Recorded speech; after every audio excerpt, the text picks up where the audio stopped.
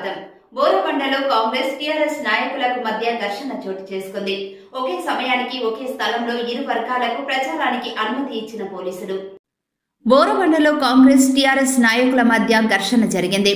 గురువారం సాయంత్రం 6 గంటలకు టీఆర్ఎస్ ఎమ్మెల్యే మాగంటి గోపీనాథ్ బోరబండలోని కాంగ్రెస్ నాయకుడు కార్పొరేటర్ బాబా ఫసీవుద్దీన్ ఇంటి వద్ద ఉన్న మసీదులోనికి నమాజు చదువుతుండగానే కార్యకర్తలతో వెళ్లి అక్కడ ఉన్న శిలకు పూలమాల వేశారు. అనంతరం బాబా ఇంటి ముందు నుంచే ర్యాలీగా వెళ్తున్న ఎమ్మెల్యే మాగంటిని బాబా మరియు తన అనుచరులు అడ్డుకొని ముస్లిం ద్రోహి, నమాజు చదువుతుండగా ప్రచారం చేసి మసీదు వద్ద ఎలా చేస్తారని నిలదీశారు.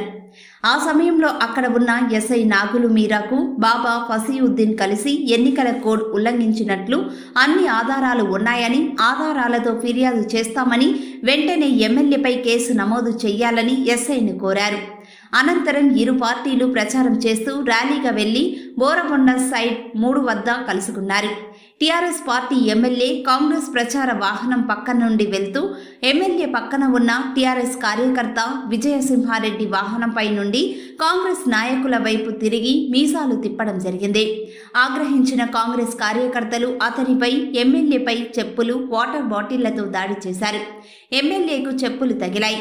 బందోబస్తు ఏర్పాటు చేయటంలో పోలీసులు పూర్తిగా విఫలం చెందారని ఇరు వర్గాల పార్టీల నాయకులు, కార్యకర్తలు పోలీసులపై ఆగ్రహం వెలిపించారు.